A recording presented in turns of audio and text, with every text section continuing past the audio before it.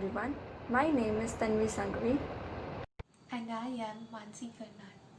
So far, we at Talk SLP have tried to provide awareness about different conditions that directly or indirectly affect communication of people. So today we want to talk about one such section of people, that is the transgender community. So in this video, we will be talking about what are the statistics of transgender community in India. We will be talking about one research study about how many SLPs are aware of this community, some basic information for you to know about these individuals, and we have something planned for you, so please do watch till the end of this video. As you can see in this article, the population of transgenders in India is about 4.8 lakhs, but the estimates go as high as 50 to 60 lakhs. So this becomes a really huge number, and in this next map you can see the concentration of transgender community into different states, which is quite high. Gunjavati and colleagues in 2020 published an article about the knowledge and attitude of SLPs in India towards the transgender community. It was reported that 75% of these SLPs had never interacted or treated an individual from the transgender community. 36% of these SLPs said that it was never a part of their curriculum to learn about the assessment and management procedures for transgender individuals. They identified 6 potential areas where more education of the SLPs is required. These areas were terminology, demographic information, transgender culture, evidence-based practices, assessment practices, and treatment options for the transgender individuals. They also reported that moral beliefs of every individual got in the way of service delivery. There were SLPs that refused to be a part of the study due to religious beliefs.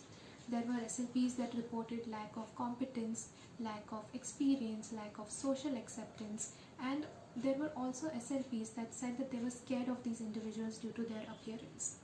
In conclusion, the study stated that it was very important that we have continuing education programs so as to make the SLPs more culturally competent.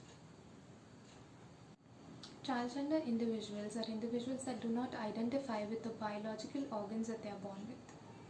For example, if an individual is born with female body organs and identifies as a female, they would be under the category of cisgender.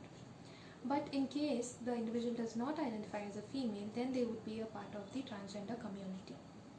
Gender identity is not something that is handed over to you. It is not decided by the government or the society. It is each individual's own decision to make. There are multiple terms that we must be aware of while talking about gender identity, some of which are gender queer, gender non-conforming, gender binary, but this video will only be focusing on the transgender individuals.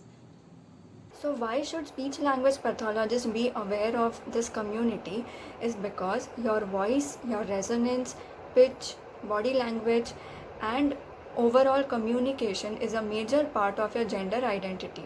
And when transgender individuals choose to make this transition, the transition in voice and communication may also be required, and that is when we come into picture.